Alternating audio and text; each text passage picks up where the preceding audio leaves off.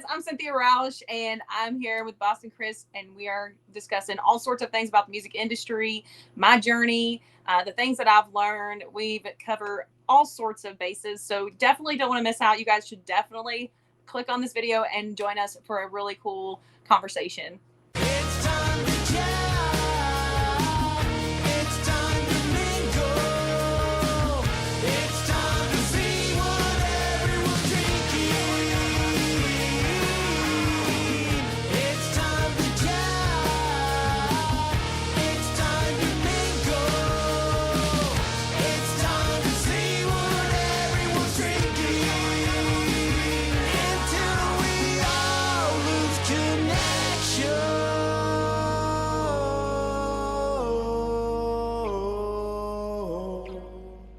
Hey everybody, it's me, Jarrett, from your favorite band, Bowling for Soup. Thank you for tuning in to the Boston Chris podcast. Guys, it's episode number 59 and the sixth interview I've done this week, and man, am I stoked. I've been so excited to talk with Cynthia Rausch for the very first time on any of my shows, and the way I found you is somebody recommended you for Song of the Day. I've been doing a Song of the Day for a year or so now, and that was the first time I really heard your music, and I was like, oh my gosh, we have to get her on the show. The song that it was, which is my favorite song by you, was What the Whiskey Gave You. I love that song, the video, and all of that. We're going to talk about that as part of the show for sure. But before we get started, you are going to share a couple of live songs with us that we're actually going to get on location. The first one's called Coming Home. Tell us about this song. So the song was inspired first and foremost, the first couple of lines, actually, I was back in Kansas. My in-laws had just moved back from California. They'd lived there for 2 years for a job opportunity and came back to Kansas. Sharon, Kansas is 100 people. There's dirt roads as all the side streets and everything. And my husband's family have lived there for generations. And so my father-in-law and my mother-in-law and my husband and I, we were all just out on a walk, visiting and just walking around the town. And my father-in-law was talking about all the buildings he had built and reminiscing about it, and just like all the people that lived there and who was there, who was gone, all that. And just how excited they were to be home. And it started out that inspired the first few lines. I literally have a recording of, you can hear the birds chirping in the background as I'm like singing in my phone quietly, like the first few lines, and then came home and wrote it. And it kind of progressed into also The Prodigal Son. And then I played it for a couple of friends and that are military, and they just connected with it so hard. And I'm the veteran's daughter, and my dad connected to it too. And just, coming home from being out on the sea and everything just was just a big deal for our family. And so I was able to tap into that as well. And it was really cool because we got to turn it into a song for our veterans and their families, and what it means to come home. And I know it resonates with a lot of people on a different level, whether you're military or not, but it was really, really special to see how that helped give like comfort and some closure to military that may not have had a warm welcome home, that there's a hope in the song. And so I was really excited that it was able to speak to them in that way, and just how many people have resonated with the song has been really cool. Yeah, and that's usually when you can tell you've done a good job with a message too, right? Is when people can resonate to it from different circumstances. And a lot of times a songwriter can just be like, wow, I never would have guessed that situation would work for the message that I was trying to deliver. But now that you mention it, yeah, I can see that. And that's, again, that's a huge compliment I would feel as a creator and all of that. And we have that in common. We're both Navy brats. My dad was also Navy, and then Army Reserve after that. So he was 20 years. And again, he was Vietnam era. So yeah, like when he came home, he wasn't exactly welcomed by everybody, right? So the message is strong in this song. Again, it can mean things to a lot of different people, and we're excited to share the song here on the show. It's called Coming Home. Y'all check it out.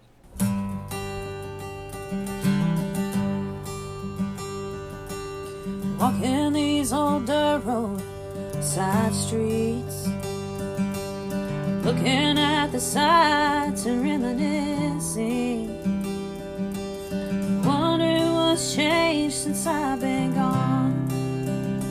I'm coming home.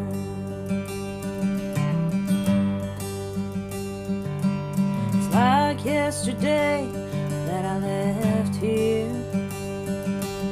Time flies and now it's been years. But I know this is where I belong. I'm coming home. I'm coming home to the family, the friends and the memories, the ones I love and the ones I regret. Coming back to make a new life, built on the one I left behind. Thank God it wasn't over yet. When I'm made to live this life alone, so I'm coming home.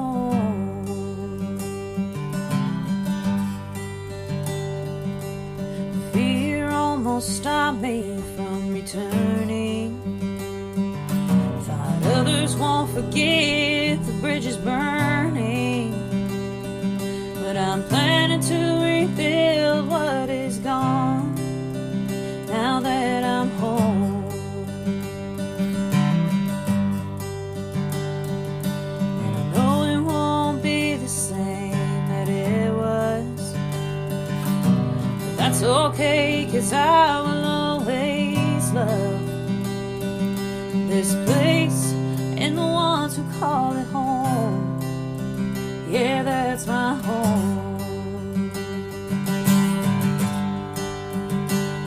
Coming home to the family, the friends and the memories, the ones I love and the ones I regret.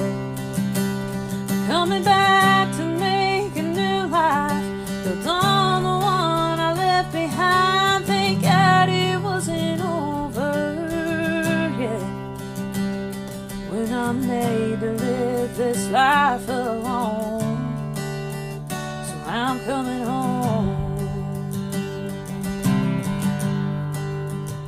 No, when I'm made to live this life alone, so I'm coming home.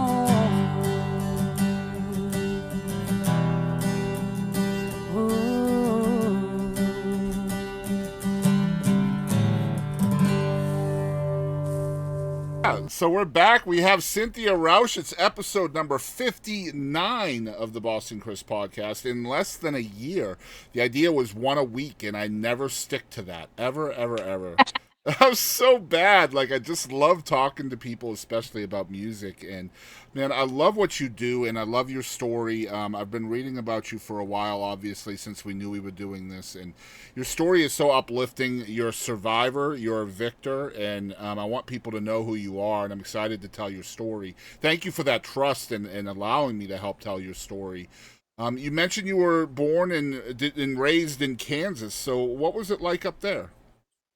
So I was raised most of my life in Kansas. I was actually, since Navy brat, I was born in a military base in Virginia. Oh, okay. But Norfolk? So technically, I'm a Virginian, I guess.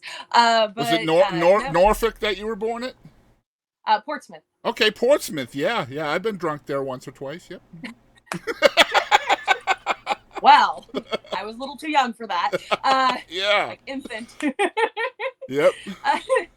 So after my dad left the military, we moved to Kansas to be around my mom's family. And just growing up in Kansas, you have every type of weather. Yeah. And it's a wonderful environment to grow up in. I'm not going to lie. I was very blessed to have so many amazing people in our community that were supportive. My whole family does music. And so growing up in a family band, like to go and have the communities be so supportive and so kind and loved to hear what we brought was just so exciting as a kid and a teenager. Well, I was a teenager when I was doing music. And so with my family, and it was just when everybody started popping out babies and getting married, it kind of fell apart. But it's kind of hard to take a bunch of babies on the road, but and spouses. But it was a really fun experience growing up in a family band, and the Kansas is flat, and it's got it's got its pros and cons, like anywhere. But I've lived in Kansas for over 20 years. So Are you still it there was now? Or no, I'm in Texas now. yeah, Texas girl. Yes, I am officially a Texan, and I'm so excited. My dad's a Texan, so I'm already half Texan. Okay, So well there you go. it's in my blood. So you So. belong here. So Yeah. so your dad's from Texas, your mom's from Kansas.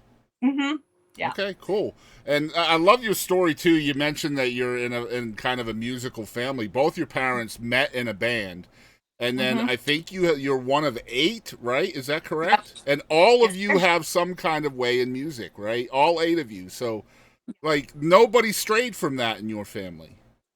Yeah, they all just I have a sister that plays the bass. Both my brothers play drums. Another sister plays piano and sings. I mean, all of us are musically inclined one way or another. Another sister sings, and my parents, like I said, met in a band. And my dad said that he always wanted to start a band after he got married and everything, started having kids. He goes, I never thought I'd raise my band, and so Mm-hmm.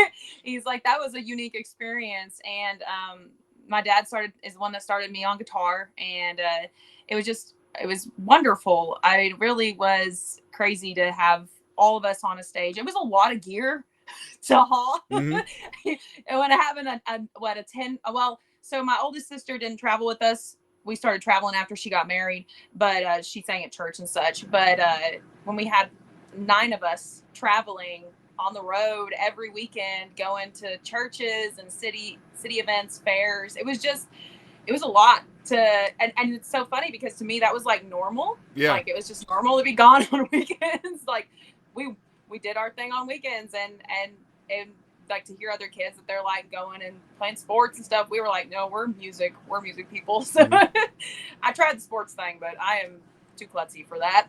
So your whole family is touring musicians basically, but are you the first recording artist? Yes, so my family did do a demo when I was 17, but after I got married, they all kind of just only stuck to church. Yeah. And I'm the one that decided to go the country music route, and I just felt like the Lord led me that direction, and it's been a really wonderful experience. So yes, I'm the only one that's been recording. My sister is on a couple of my tracks, one of my Christmas tracks and such, but their lives are so busy they don't have a chance to really come. Plus, it's expensive the more people you bring in studios and stuff. Yeah. So, Yeah. Mm-hmm. But yeah, no, I'm the only one. So yeah, But if you bring your family into the studio, though, you can pay them in fast food, and it's much cheaper, I imagine, right? Yeah, I know you'd think, but they're only 6 hours away. So. No, they pay for their own gas. By God, that's the way that is, right? Especially nowadays. Right. What are some lessons you learned from your folks that you still kind of lean on today? Well, my faith is definitely grounded by my parents. They definitely put a foundation for who I am as an individual on what I believe, and that was the foundation that made me who I am, and actually is what helped me through my depression and my anxiety and everything. My dad has struggled with depression for my whole life, and he's been fighting it. He's fought it his whole life, and to see him overcome that has been a big inspiration for me. And then my mom to be so supportive and loving and kind with him along that journey, just to help him along all that.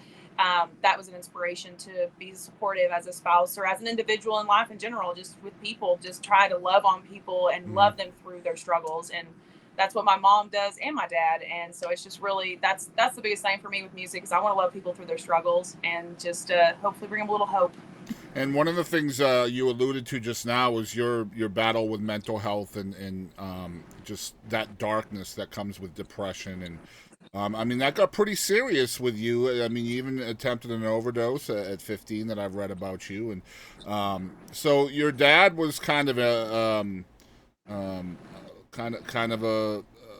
impetus for you to fight through that, since he was fighting through it as well. Yeah. What was that journey like for you, though, specifically, when, you know, you're still a young kid, 14, 15 years old, trying to battle those kinds of things? Because that's when we feel the most, right? When we're just turning into adolescence, and then sometimes those feelings we can't really understand fully. So what did that look like for you? I had eating disorders. Yeah. I had struggles with bulimia, body dysphoria is what they call it now. Back then, it was just like I didn't like myself. Mm-hmm. But no, like what it looked like for me was actually just a lot of praying. I mean, honestly, I'm just gonna be honest to God. It was just God that got me through and didn't lead me down that path again. And in my early 20s, early in my marriage, I discovered some books about the brain and mental health and everything. And I was able to read those and learn more about how my brain works with my body and all that stuff. And that really helped me to start putting some pieces together and kind of it's like a broken puzzle is what depression is. Just everything just doesn't make sense. And then you start putting the pieces together, you're like, oh, this is where this fits and all that. And it was a really eye-opening experience for me early on in my marriage is really where I started seeing the tide turn. But up until that point, I was just kind of just battling. Didn't understand back then. I mean, this is been 20 something years ago. I mean, there wasn't advice. There wasn't a lot of knowledge and understanding of mental health, and especially being homeschooled. I didn't have like friends that might have, the school system started, implementing some stuff early on, but we weren't really like exposed to that in our tiny little town either. And so it's just, it was a lot of struggling alone with the Lord, and he got me through. And then, and of course, people can be mean too, right? Like, being homeschooled probably helped you a little bit with that, not having to be around kids that will be worse than your inner voice, or perhaps not as worse. Sometimes we can beat ourselves up more, right? But right. yeah, it's tough when you don't like yourself, and then other people are kind of, shoring up that point that you're making with yourself, and so that doesn't help you kind of climb your way out of it. As you've matured, though, do you feel like you understand your inner voice better now? You called it a broken puzzle. Do you feel like the pieces are fitting easier now for you? Oh yeah, 100%. Like I can see the picture taking shape now, and so like for me, the maturity. Honestly, I mean, learning about the human brain and how it works. I mean, honestly, I could go down a rabbit hole for you, but. The things I learned about how literally maturity is where you start being able to overcome a lot of like the hormonal things and stuff and the mental things and all that just works together. And maturity was where I was able to start like logically thinking things through. I was very illogical. I didn't help either that, I mean, I got married and had a baby right away and everything. And it was just, I'm a female, so all the hormones were crazy. That's so not just a female thing, I assure you. Well, no, I know, but like with the birth and then no, I get it. Yeah, I get it. Yeah, and then it was just a lot of trials, and you know what, the world, everybody's going through something, and that's just really, it always swings back to all of my struggles have inspired me to want to help people through theirs. I mean, because there's people that are going through the exact same stuff I went through, or some sort of form of it, and if my journey and my story or what I do could give them some help or hope, I'm all for it. And that's what I love about your story is your advocacy for other people and teaching others using your story. And I feel like depression a lot of times is, and this is probably like, mood disorders, bipolar and stuff like that, can be really, associated with the extremes, right? Like you're either really, really negative, you're really, really positive, and we never really focus on the middle areas. And I feel like if we can learn how to do that more, right? Like take the extreme and push it more to the middle, and take the extreme positive and push it more to the middle.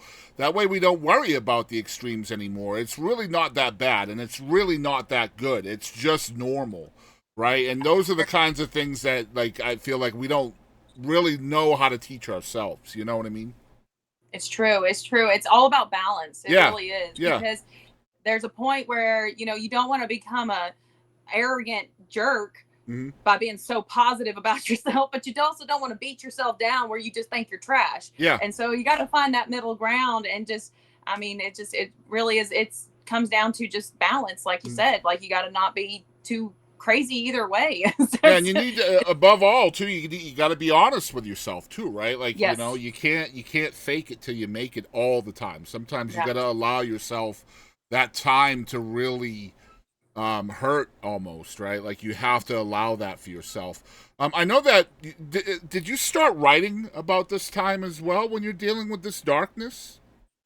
Yes, actually, I'd started playing guitar about a month before I tried to take my life. So I started playing guitar in August, and then tried in September of my 15th year. I attempted my own life, and immediately after that, I mean, it was a miracle that I'm here actually, because I shouldn't be.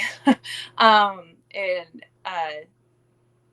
but no, yeah, right after all that happened, I gave my life to God again. I was like, God, I can't do this on my own. And I just started writing, and I wrote gospel music from the beginning, and wrote some other, I wrote some country inspired songs early on, but I didn't really embrace that until years down the road. But gospel music, and just, but just doing it in a way that I have a song called Lord, I'm Yours. And it was talking about how God, takes care of us and holds us, and helps us through everything. And so those kind of the songs are what really got me through, even listening to my own music. But then I went through the thing of like, because, depression and all the wishy-washy craziness.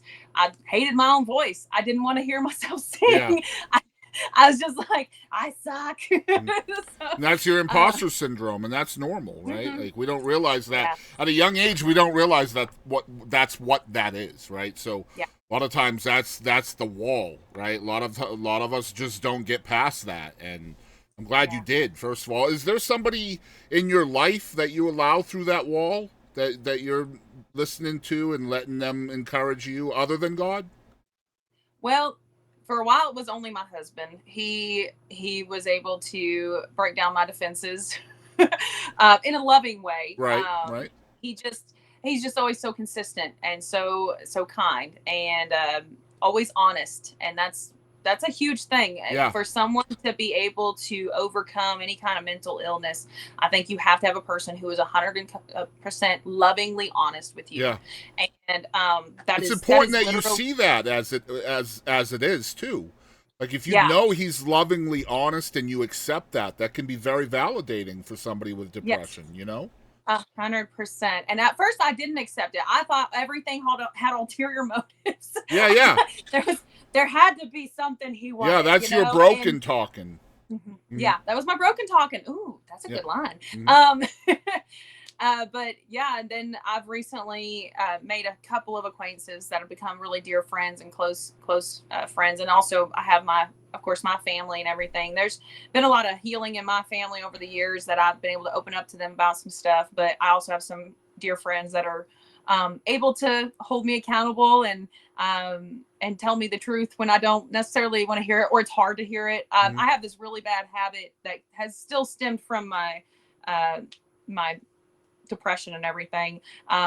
For years, I've always apologized for everything. And so like, I just apologize for even just like existing. I apologize. I do the same thing. Yeah. I was always sorry. And they told me, they're like, you don't have to apologize for everything. And I thought, well, I don't ever want to be in the way. I just always feel like I always feel like I'm in the way, or I'm in people's space, or, I'm too much, Mm-hmm. and being on a stage, you always feel like you're too much. But I'm sure you probably sometimes feel that way as well with, Of course. Yeah. I think everybody feels that way at times. Yeah. Yeah.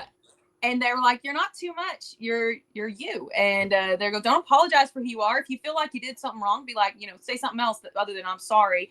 Like maybe say my bad, or thank you for your patience, and little things like that. I mean, it seems like so stupidly simple, but it so hugely impacts your thought processes about yourself and even about others. Mm-hmm. And because I quit seeing, because it's you sometimes don't realize it, that you start viewing people how you view yourself. And so I couldn't love people truly until I learned to love myself and love who I was. Man, I wish more people would get that earlier. I wish I got that earlier in life. Same. Me too. Man, one thing I wanted to talk to you about, because you did attempt suicide. You mentioned that, you're, here by miracle, and now you're advocating to others and trying to teach others through your own darkness and stuff.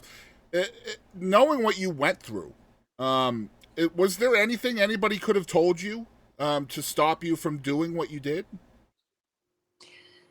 If I had had someone that I felt safe talking to, or so being in a big family was one of the little things that, not necessarily a downfall, because it was such a blessing to grow up the way I did. But I was a middle child, so we kind of melt into the background. Yeah. And I mean, every one of my siblings at some point or another have come forward and said, that I didn't feel seen in a way, and not so many words, but that kind of concept.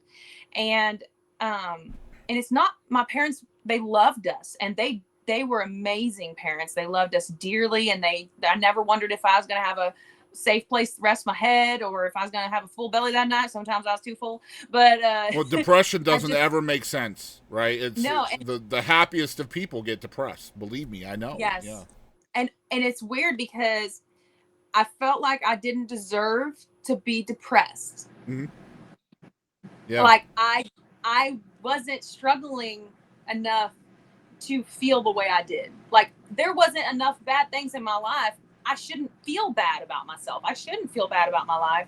That's how I was. And so, like, I don't know if anyone would have been able to get through, come through that. Yeah. If they hadn't earned my trust first, that, like my husband had to, where I could know that it was done in love. Because, siblings, you always are, Yeah. you fight like cats and dogs. And so honestly, and they know this, I didn't trust my siblings to not hurt me or not try to, have it out for me. And my parents, they had their lives, they had their things. And at that age, you don't understand that what love really is, honestly. Yeah. I mean, you really can't comprehend a parent's love either. And I didn't understand it until I became a mom. And that my parents would have, sorry. You're good. My parents would have done anything to help me. And my dad blamed himself to this day. And my mom sometimes does too. And it's not their fault. They loved us. It just, the mind can play you like a fiddle. Yeah. And if you don't learn what your thoughts are, that's the number one thing I'm trying to teach my son, is your thoughts will betray you. They will destroy you if you let them. And so I always tell him, don't let those thoughts take root. Don't think like this. Don't think like that. Make sure you remember who you are and what's the truth. Don't wallow in self-pity and in anger and self-deprecation. You do that and you're just going to spiral out of control. And I would totally do a TED Talk any day of the week about what I've learned and how it's helped me. And I'm not saying that my kid's going to grow up perfect. I'm sure he's going to have his struggles, but I praise God that I learned the lessons I did, that I'm able to help my son work through whatever craziness his teenage years bring. So how do you go about helping other people now? Because, like, you were in that situation. You kind of self-admitted that you don't know if anybody could have told you, or helped you through that. So right. How do you help somebody that's a stranger and gain their trust enough to where they actually listen? So one of the things that I look back now and can see is that, ironically enough, music is the one thing that could always get through. And at the time that this happened, I was listening to a lot of negative stuff. I was not focusing on good things. I was, it just wasn't, nothing uplifting. It wasn't necessarily like bad. It was just not uplifting. And so when I did start listening to uplifting music, and I'm not even talking about just like gospel stuff, I'm talking just things that are just like positive, joyful, sweet stories, or just, anthem songs, I noticed a change in my behavior and in my thought processes. And when I look back, I can see it very clearly. Hindsight's 20/20 for a reason. And as I go through this journey with music, that's been my goal. I mean, I try very hard to have as uplifting and hopeful music as possible. Now, I do have story songs that I just wrote one recently that's about a girl burning something down because a guy cheated on her. But it's not what you think. But nobody dies. I know they say that girls in Texas country music like to kill off a guy that cheats, but well, you're not a true artist in Texas until you have at least one murder song. Right? but I don't have a murder song, but it's about as close to the edge as I'll get. But no, like, but other than that, like, I have story songs, but I try for the most part, like, to show people real life and bring hope in my music. If it's not uplifting, it makes you think, at least. Mm-hmm. Like, it makes you think deep, like What the Whiskey Gave You talked about that. That song, it ends on a sad note. It really does. Yeah. But at the same time, if you think of it from the perspective of the person that's like I'm singing it, the person who lost that person is getting closure throughout the song. They're understanding they couldn't save that person. They did what they could. They tried their hardest. It wasn't on them. And it's that moment of realization of, this is not on me. They made their own decisions. And there was that closure there. And on the flip side, I've also, because I was an addict for a while as well, I've had people also come up to me and be like, this made me think. And I'm like, I know, because it would have made me think too.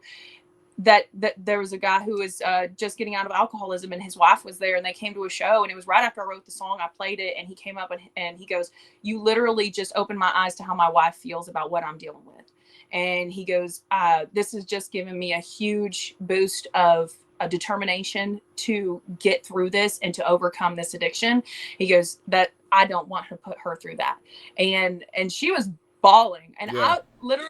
I was like in tears, and we were all crying.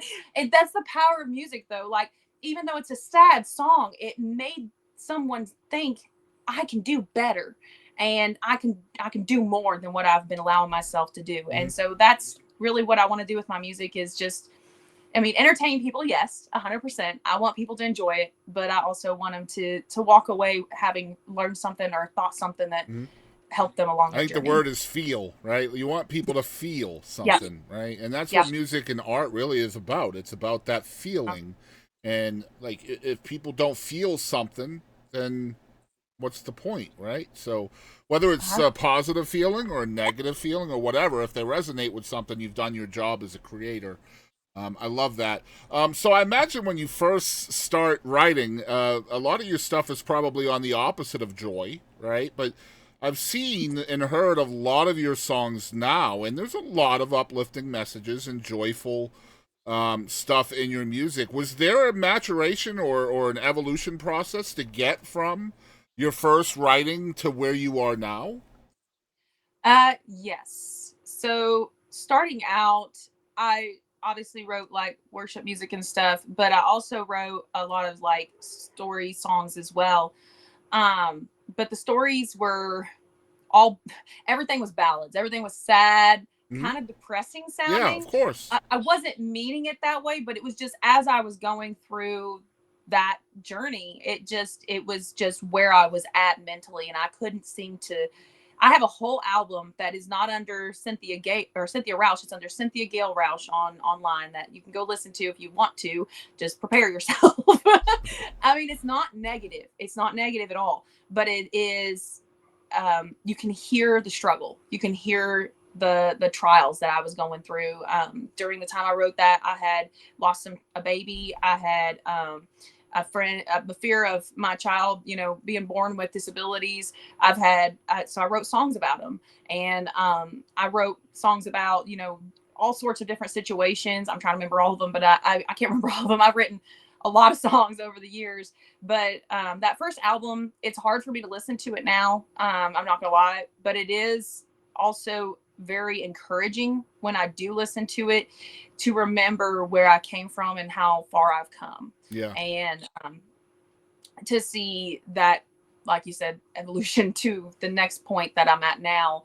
And now I have more uplifting song, or more upbeat, joyful songs than I have sad ballads at all. And it just kind of depends on the mood of the week too, because you never know. If I've traveled a lot and I'm tired, you never know what's going to come out.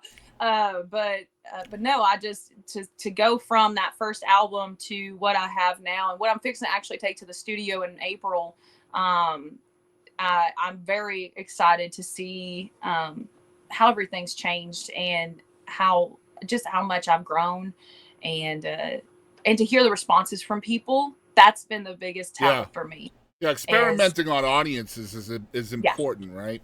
Would you say that okay. your songwriting is experience based? Is it all experience based? Do you know what I mean? Right. Yeah. No, I understand what you mean. Is it all from personal experience? Yeah. Quite a bit of it is.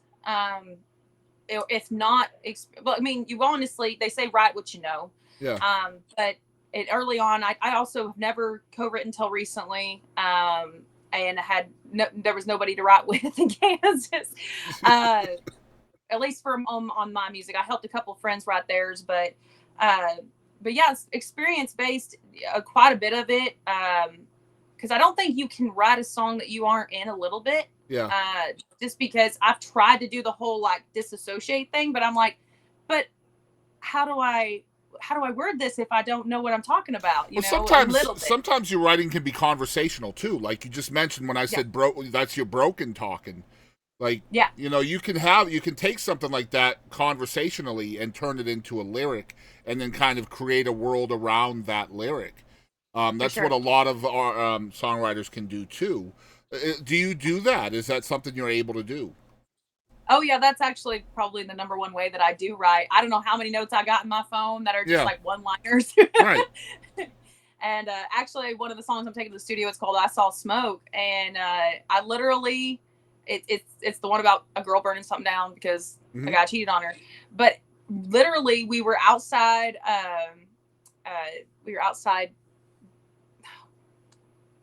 It's a fire pit. That's what it's called. My brain just shut down for a second. It's like, you don't know what that glad is. I'm not the only one. Thank God. Oh, Lord. It's like, oh, anyways, there's a word for that, but we're not going to say it today. At least you didn't give it another word. That's what I do all the time. Like, I've done that. Yeah. That's why I gave myself a moment. I'm like, you're going to get it. Like the other day, I called compression socks construction socks. You know, just stuff like that. I mean, in a way. It depends on what you're dealing with. Right, exactly. But yeah, no, so we were outside with the fire pit, and we were talking, me and my son and my husband, we were all talking and everything, and we were just sitting around there, and Ethan said something about, my son said something about, you know, I saw smoke over there, and I was like, I saw smoke, and it just stuck in my head. It's just like, it's like I don't know how to, like, it's like an earworm, I guess is what they call it. Yeah. And it just stuck, and I just like, ooh, and I just got my phone, and I put a little note, and I just left it there. Are you hearing melodies when that happens, or you're just like, okay, that could be a line, and then you just put the line in there? Or are you hearing melodies when it's said?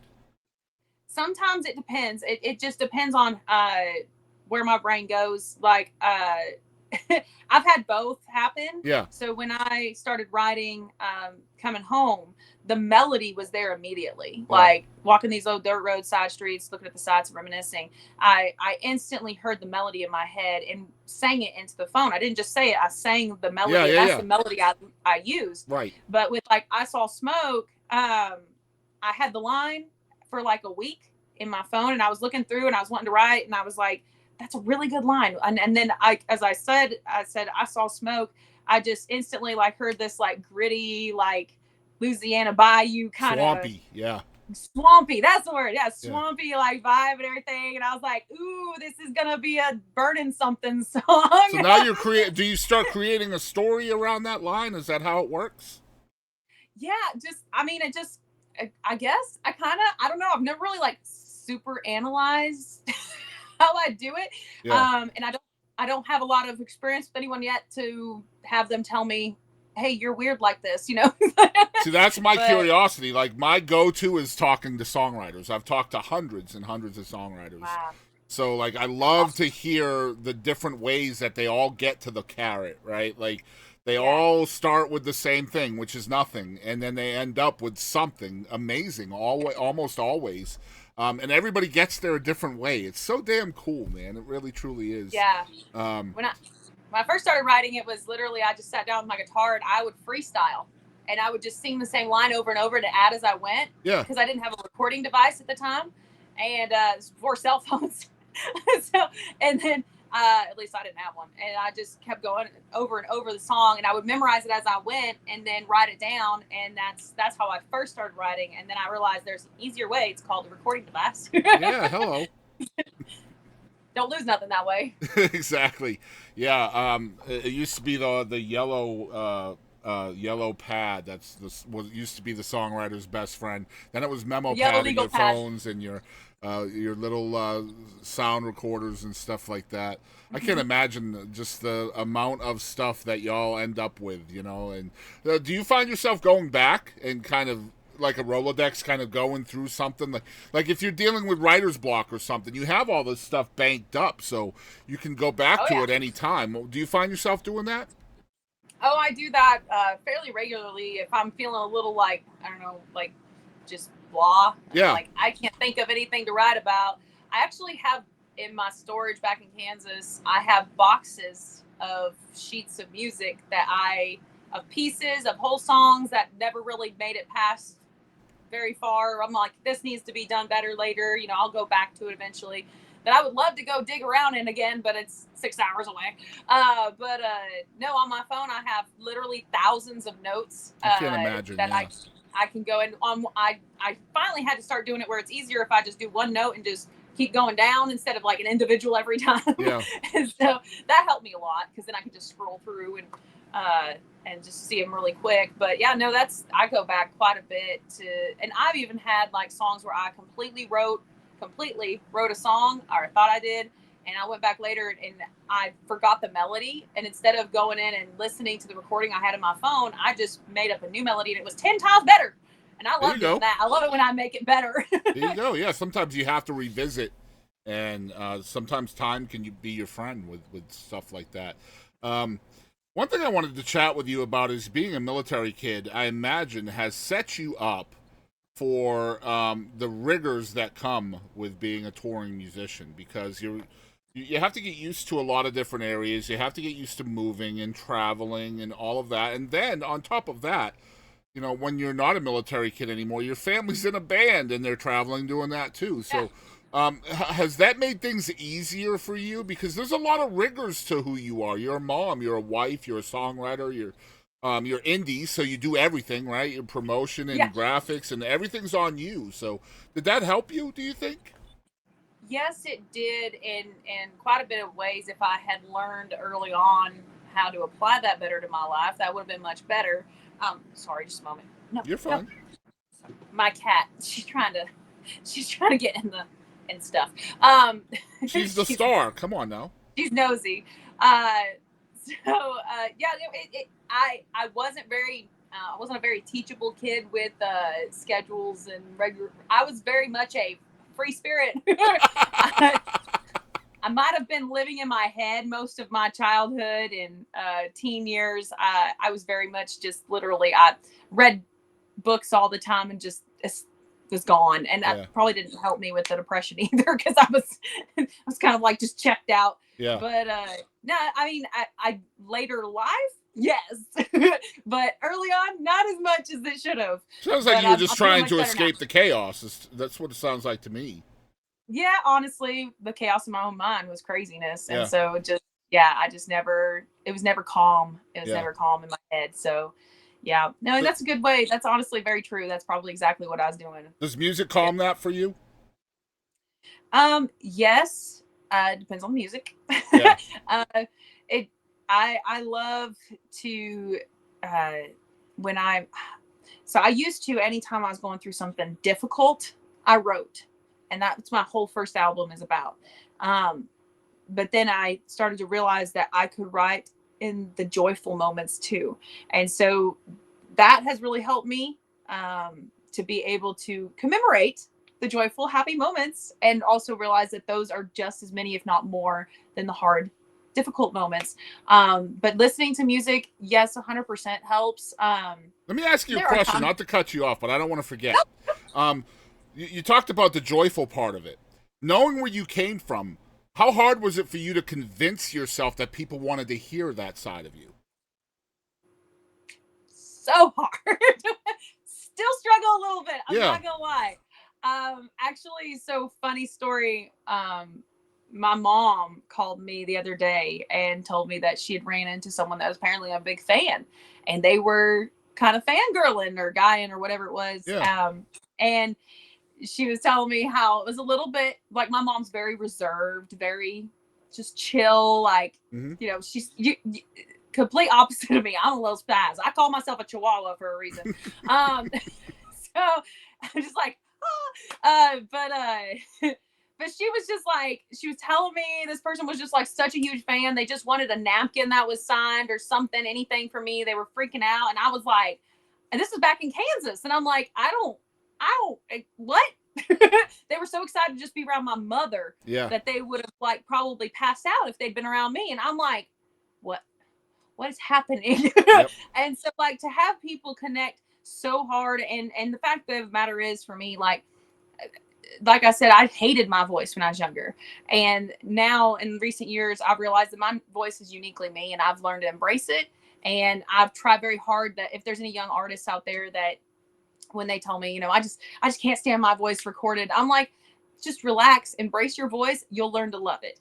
And I love to listen to my recordings now because I hear the new me. I hear the me that I was dying to be when I was 15 years old. The me that I thought I would never see, I hear in my music now. I'm sorry, I'm all emotional. No, this is great. This is great stuff.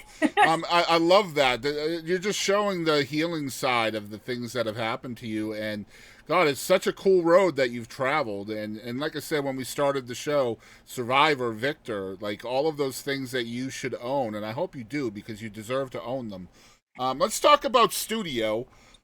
Because songwriting is one thing. Being in the studio is a completely different thing.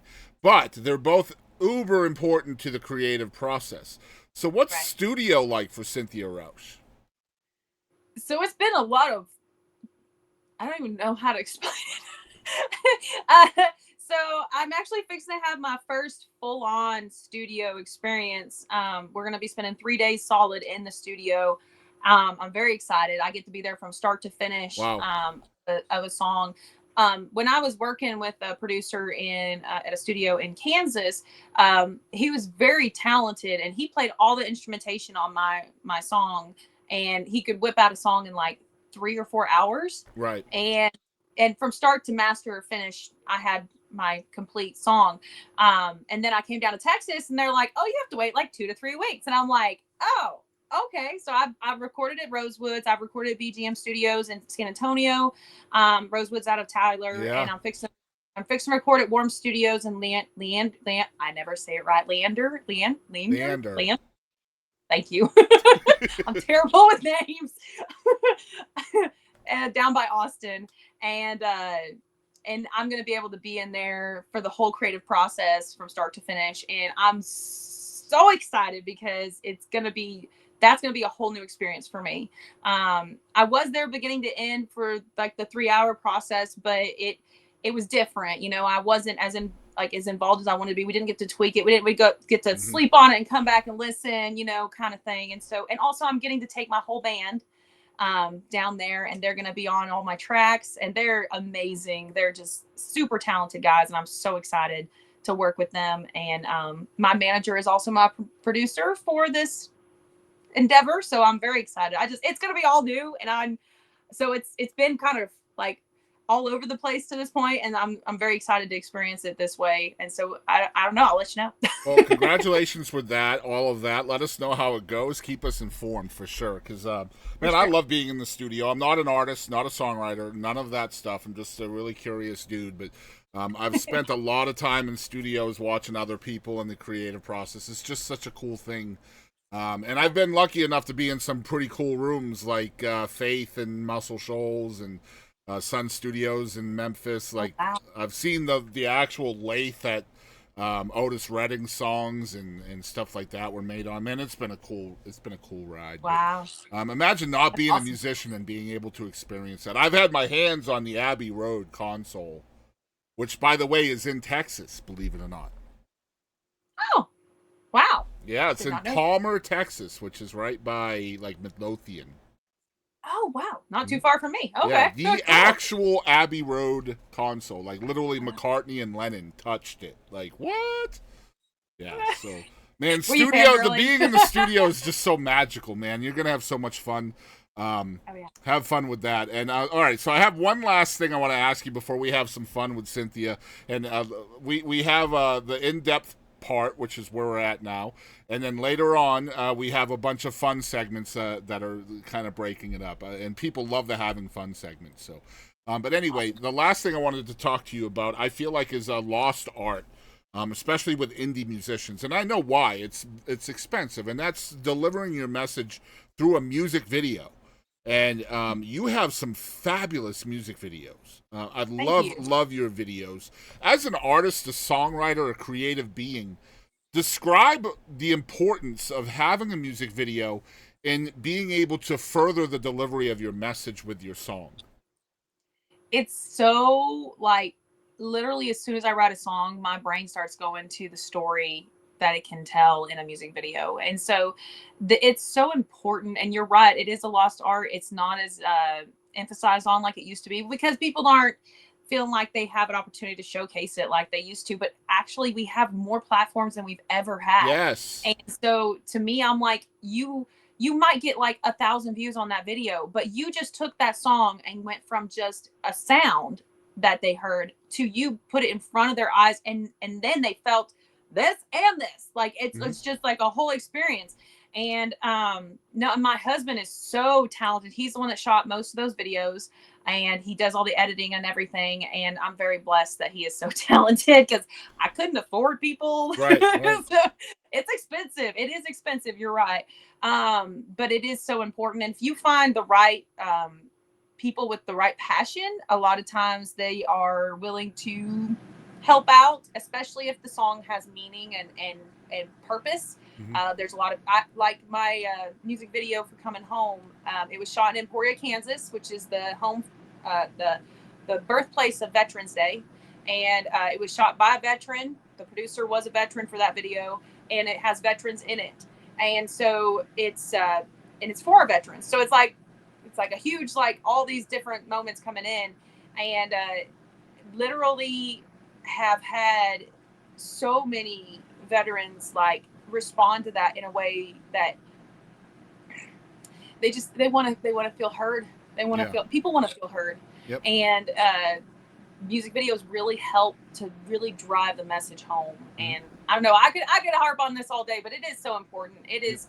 I know you can't do it for every song, but the songs that really have value and meaning and purpose, definitely put a video behind them and just blow it up for people to really, because you never know, it might just be one person, but you might be the whole world to that one person. Exactly right. And that's why I feel like a lot of the mainstream artists today, even without a music video, like they'll have a record, right? Like a 12-song record or whatever.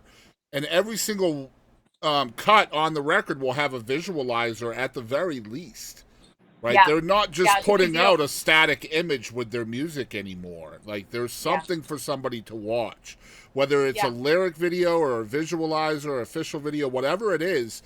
And I think everybody needs to do that, because honestly, like, visualizers are not that hard to make. And they're really not. And they man, if you can put a record of yours on Spotify, which allows videos now, and YouTube, which is always allowed videos, and you have platforms like TikTok and Facebook. All of those things have videos.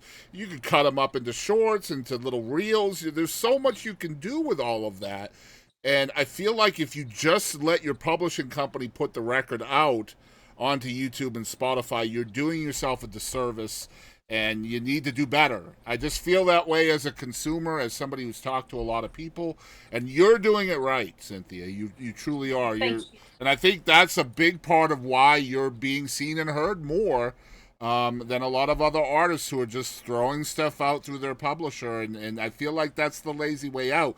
And I hate saying that, because I know how hard it is to put this stuff together through the songwriting and the production and engineering of everything, and then all the indie stuff that you got to do, the promotion and all that. And then you're not going the further step by putting a lyric video with your stuff or a visualizer. And it's just not that much more of a step, in my opinion, you know? Yeah. If I may, Sure. I feel like, this is just a personal opinion, I feel like these, like, I have nothing against The Voice or American Idol, but I feel like this go from nothing to suddenly this big deal that and everything's done for you concept has ruined a lot of new artists. Of course. Because they think it should be like that even if you're not on the show. Like you should, and I even kind of fell into that for a little bit, I'm not gonna lie, where you, and also not understanding and not researching and educating ourselves on how it actually works and what we need to be doing. And it is very hard to learn if you're not willing to put in the work. The work really is educating yourself, and I still have so much to learn, but I've learned so much. Yeah, how are you going to know if it's being done well unless you know it's being done well? Yeah. And so that's been my biggest thing. Like I've tried out for The Voice. I'm just gonna be honest. I've tried out for The Voice 8 times. Yeah. And rejected at 8 times. Sorry. Cat, go away. It's fine. She wants to be in the video. That's called character. So, but I'm like, you know what? I got rejected 8 times. At first I wanted to do it just because it is the easy way out. Honestly, I'm just gonna be honest. I was like, oh, I can just do the easy thing, like you said. But that's not how it works. And honestly, I'm so glad it didn't work out, because I love what I've learned, and I feel so much more safe because I have learned what I've learned. And it's kept me from a lot of really bad decisions. And bad habits too. Bad habits too. And yes. And it's not just competition shows either. It's not just The Voice and American Idol. It's just, instant virality too, right? Being viral and trending. And man, it's so hard when you go or you're scrolling TikTok, and I'm guilty of this. I'll be scrolling TikTok and my algorithm's full of music, and I love that. That's a great thing. But then you find somebody who's literally blowing up because of a message or a lyric or a line or a hook, right? And then you go to their Spotify and it's like crickets. There's nothing there. Like there's no content. So they're TikTok famous or Instagram famous. And I mean, what are you doing? You're not paying your bills. You're not learning anything. You're not paying gigs. You're not writing songs. You just, you had a hook, and a lot of people like the hook. And I have nothing against people that get that little moment of opportunity. I'm happy for them, but I'm also scared for them, because if you don't know the industry, and I'm, like I said, I'm still learning, and I've been in this for going on 7 years. If you don't know the industry, at least the basics of it, you're gonna flop on your face. Absolutely. So hard. And that virality is really hard to replicate too. It's really difficult to do it twice. And the bigger audience you have, the bigger your flop's gonna be. And so I'm so glad I've played to tiny audiences for so long, because one, it made me appreciate when I got down here. There's just like so much love, and so many people in the music, in so many venues, so many music venues. There's not music venues hardly at all in Kansas, and that aren't like for bigger names. And so like when I got down here and saw the audiences and just how they are so connected to the artist and what's happening on stage, I'm just like, wow, thank you. Like, and there are those in Kansas that do that. Don't get me wrong. I'm not gonna badmouth Kansas at all, but they just don't have as much opportunity for those situations to happen as Texas does. Texas got its own thing. It's just its own beast, and I love it. It's awesome. What a great topic to talk about. I appreciate you going down that road with me. It's so true, man. Just the instant access, the instant trending, all of that stuff, and those people disappear more times than not, right? Like the Island Boys. You don't hear about them anymore. They had that viral moment. They made lots of money from that viral moment. Now what are they doing? Nobody knows. But we're here with Cynthia Rausch. It's episode 59. We're going to take a brief break. Speaking of that Abbey Road console I was telling you about, here's a commercial from Pappy Middleton over there at Palmyra Studios. You'll see that console in this commercial. Y'all check it out. I'm putting it together right now, and I'd love to get it out that any student, I don't care how old you are or what, if your heart lies within this kind of domain of the sound, playing, any of that, I'm gonna start taking one day out of every couple of weeks and invite students in for a very small charge, and I will tell you whatever you want. Any question you got, I'll try to answer it. Well, I will certainly put that out there. I'll make this a little ad for you, and we can share it everywhere. They'll have full access to the studio, everything. I can tell them everything about how all of this started from analog into the digital world, and you'll be able to have hands-on, and I'll show you why analog sounds better than digital. Amazing. Yeah, I'll definitely cut this out. I'll make a little ad out of it, and we can share it everywhere. That's awesome. Absolutely. Because I'd love to do it. That's my legacy, is to leave with. It's the pass it down, right? Yeah. I mean. All right, so we are back with Cynthia Rausch, episode 59. Crazy that when this week started, I was on 53. And Wow. now I'm 59. I've got like 2 months of content that I got in this week alone, so that's a good thing. But Congratulations. thank you. So Cynthia is going to play another song, and this is live from the Greenville Texan Theater in Greenville, Texas. And I think this one's called Sad Songs, right? Tell us about this song. So it is. I literally was just thinking about what it was like to sit and watch someone play music, what it's like for the audience. And so I was thinking about what that looked like, and I was thinking about, you know, how you can sit in the back of a smoky room and hear the guitar cry, and that's the first lyrics in the song is, across the smoky room I hear that guitar cry, a sad heartbreaking tune. And about how, you know, on a stage for us, and this is in the song, but on a stage when we play a sad song or a heartbreak song or something, 90% of the time we're doing it from muscle memory. It's just, it's happening. Now we try to give it our best and put the emotion behind it and really make people feel it, but we don't really, I don't think necessarily think about how they're actually feeling.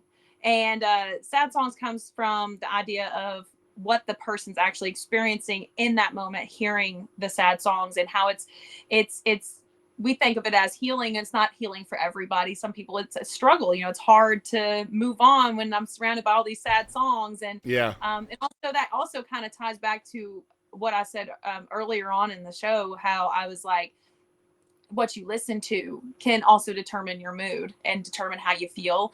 And so when I was listening to this stuff that was negative and stuff, sometimes, not that the sad songs are negative necessarily, but just sometimes it's just not what you need to hear. Sometimes you need to hear something that's just upbeat and happy. Mm-hmm.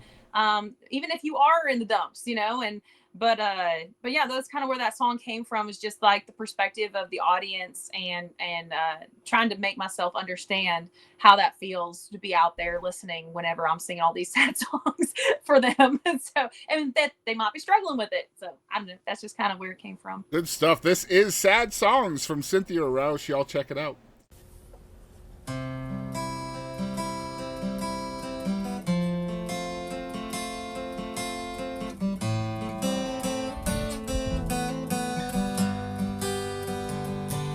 Across the smoky room I hear that guitar cry, a sad heartbreaking tune, a lonesome lullaby. And I start thinking of you.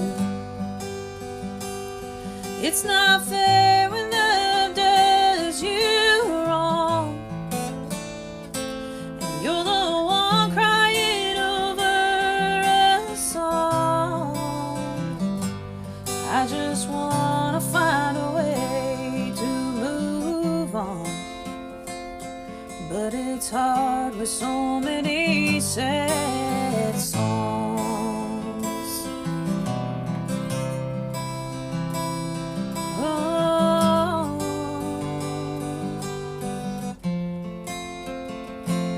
Neon lights can't light the corners of my heart, where darkness came when you left, and God alone can pick up the broken parts. Maybe this is all for the best. It's not fair when love does you wrong, and you're the one crying over a song.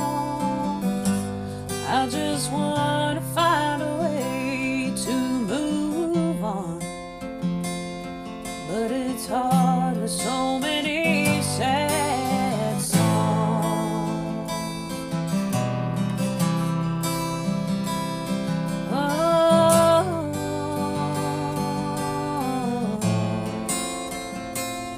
It's not fair when love does you wrong. You're the one crying over a song.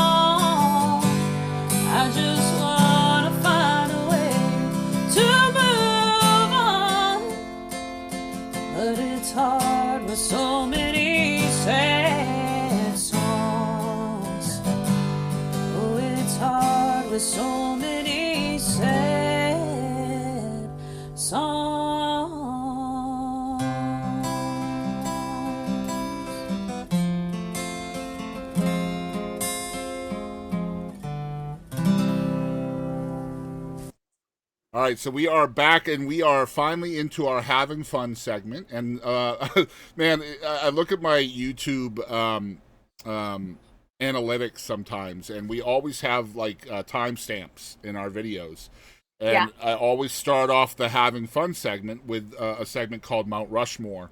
And I've noticed over time that people are clicking straight to that timestamp so much. Oh. So I love seeing that in the analytics because that means we're doing a good job. People are loving these segments.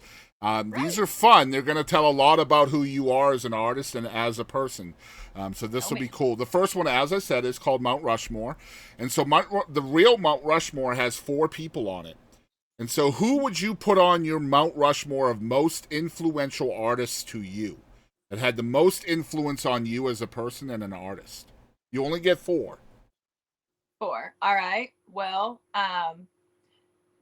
so on early stages in my career, would be Carmen. I can't say his last name because he's since passed on, but he did a lot of like really gritty Christian music, Okay. a little bit rockier. He brought that into the Christian community, or the rockier side of music.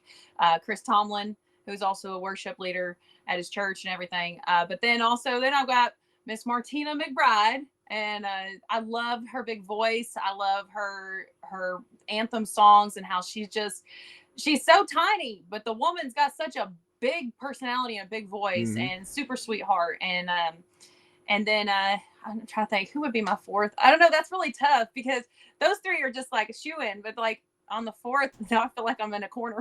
Yep. Because there's so many amazing artists out there that have influenced me over the years, and each one has a different impact at different times in my life. You get 1, Cynthia. 1. I know. I'm thinking. Hold on. We need like a do thing. Oh dang. I would have to probably say George Strait. Okay. Is that cliche? No, not at all. But I really love just the classic country sound that he brings, and just how he's always kind of stayed true to who he is, and so that's. Very nice. Yeah. That is the Mount Rushmore of most influential artists to Cynthia Rausch. Okay, this next one I'm going to do a little bit different. This is called What the Heck. Now, this is 6 rapid-fire questions, okay? Normally, I pick the questions. But what we're going to do today, you're a guinea pig. You're going to be the first one to do it this way. I want you to pick 6 numbers between 1 and 50. 6 numbers between 1 and 50? Yep. Okay. 4. Okay. 12. 25. 50. 1. 7. All right, that's 6. Here we go. You ready? Okay. I was trying to count and say numbers at the same All right, the way this works now is you have to say whatever pops into your head. Oh, Lord. All right, here we go. This is rapid fire What the Heck with Cynthia Rausch, and she has picked the questions. Here we go. Number 1, have you ever dropped your phone on your face while using it in bed? Multiple times, yes. All right. Next one, if 4 out of 5 people suffer from diarrhea, does that mean 1 person enjoys it? Oh, I don't know, and I don't want to know. All right. Next one, if you could go back and witness anything in history, what would it be? Oh, the Revolutionary War. Wow, really? Interesting. Yeah. All right, number 4, what is the funniest thing you have ever wore? I dressed up as a zombie on Halloween, covered in blood, and went to a party where there was a bunch of sexy nurses. Okay. And I looked like I had just murdered somebody. All right, number 5, do you like pineapple on pizza? Ew, no. Okay, and last one, how violently do you have to fight the urge to scream when you hear an ice cream truck come by? I mean, it just depends on the day. I don't know. I like ice cream, but I don't know if I love it that much that I scream. Okay, I love that. I think we're going to do that from now on. We'll have the artist, the guest pick the numbers. I love that. All right, next segment is called One Artist. I think you'll like this one. Most artists do. If you could, who is one artist you wish the entire world knew about? One artist I wish the entire And you world can't pick yourself. It has to be somebody else. Uh, Ryder Grimes. Oh, nice pick. Yes. He is amazing, super talented, super kind and sweet. On that, every time I've encountered him, I don't know him that well, but I just think that kid is so super underrated. Yeah, and he's blowing up too. Blowing up. Yeah, and not fast enough in my opinion. Yeah, well, he's gonna get there. Don't you worry. Yeah. He's oh yeah, uber talented. I agree. All right, next segment is called Wishlist. This should be interesting. So Wishlist is basically a goal-oriented exercise. So it would be somebody you'd want to co-write with, somebody you'd like to open for, a venue you've never played, just something goal-oriented that you wish you could accomplish. Just a single thing or multiple? Can be anything, whatever. Yeah, whatever your wish list is. I would love to play the Ryman and Nashville. I'd love to visit Nashville. I haven't been there yet. Oh wow, interesting. Okay. So, yeah, I hear that a lot. The wow, like oh. Yeah, I'm surprised. That does surprise me a little bit. I'll be honest. Yeah. And I co-writing. Anyone and everyone that wants to. I would love to experience that. I've never really co-written, so I really would love to do that. And I don't know, like goal wise, just as many people as I can uplift. That's all I care about. I don't care if I'm famous or not. That's just my goal, is if I can help people. So I love that. That's my goals. Good stuff. All right, next one's called Personal Best. Basically, when somebody looks at an artist or another human being, especially in the public eye, which is where you are, as a fan, we could describe your personal best accomplishment differently than you might. But what do you think is your personal best accomplishment? And this does not have to be music related. Personal best accomplishment would have to be overcoming my depression and everything that goes with it. Honestly, it's helped my marriage. It's helped me as a parent. It's helped me as an artist. It's helped me as a friend. It's helped me with my family. And so that just literally across the board is the number one thing for me. I praise God that I was able to overcome it. So good stuff. I figured that's what you were going to say. Good, great stuff. All right, last segment is called "Who Do You Think You Are?" So who is Cynthia Rausch? Oh, a little bit crazy. But I just love I love people. I'm messed up just like anybody though, but I'm just trying to bring a little joy to the world. And I don't know. I don't know who that's pretty much who I am. And I'm part Chihuahua. Part Chihuahua, like 70%. Because I get excited and I shake. And as long as I don't pee, we're all good. Yeah, no hiking your leg, by God. Come on now. All right, so what's in the future for Cynthia Rausch? Just whatever doors open. I currently am getting a team put together. I have a manager, and we're working with a branding agent, as well as possibly working with a booking agent in the near future. It's all kind of happened just in the last few weeks, so I'm a little bit blown away. Yeah. And then hopefully an award at the T3R Awards next weekend or next week. Is that already coming up? Jeez, man. Yeah. Oh. Week after, Monday after next. So, but yeah, I mean, if I get an award there, that'd be great. But if not, I'll be happy whoever gets it, because everybody there is super talented. That's on every list. So I love the T-RRRs. They're so much fun. Oh yeah, are you gonna be there? I wish. I didn't know they were coming. Golly, man. Oh man, I might have to find a way. I know that they're almost out of tickets, so GM, I think it's all that's left. Okay. Yeah, I'll try. We'll see what happens. So yeah, that's a great show. I love it over there. Have you been yet to that? Yes, this will be my 6th year. Wow. And I'm actually performing this year, so I'm very excited. Wow, congrats. Thank you. Are you performing during the night or the Future Faces? I've already done Future Faces a few years ago. So you're playing at the show? I'm singing at the show, yeah. Let's go. They're doing an intro to the show, I think acoustically. There's going to be 4 of us go up there, and we're going to play a song and start the show off, and then there they go. That's amazing. Great. Kudos on that. Good stuff. Thank you. Yeah. So if people are just hearing about you for the first time, what's the best way they can support you? just come to shows. One, if you aren't local, then you can find me on social media, interact on my posts and stuff. I just love to chat with people when I can get on there and chat. I've been a little busy lately, but I'm trying to keep up. But also, they can listen to my music online, and also I also have a Patreon. I always forget about it. Yeah. I forget to promote it and tell people about it. It's $6 a month, and I give behind the scenes and scratch tracks and things like that. And so I send gifts randomly when I remember. Yeah, it's hard, isn't it? There's a lot of irons in the fire. Look, it took her a minute to remember Fire Pit. Give the girl some time, right? But I try to keep up. I love my fans. They're amazing. I have so many amazing people following me and coming to shows and everything. I'm just so blessed, and I appreciate every single one of them. And the website is CYNTHIARAUSCH.com, right? Yeah, that. Yeah, that. See, good thing I'm here. And it's thank God for you. exactly what you see on your screen. Just put a .com at the end. If you want to follow her on Instagram and Facebook, I highly suggest that. She's a great follow.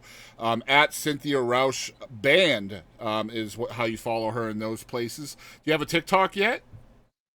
I do, but I don't TikTok much. I just mostly have like stupid Snapchat filter videos on there.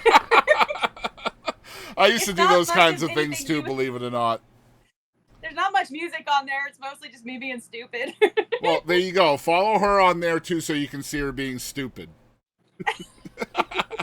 Cynthia, I appreciate your time today. Thank you so much for being awesome. No, thank you. And I appreciate your time and what you're doing for us artists. It's really, really an awesome thing. I really appreciate it. Thank you. Hey, y'all. This is Pauline Reese. Thanks for tuning in to the Boston Chris Show.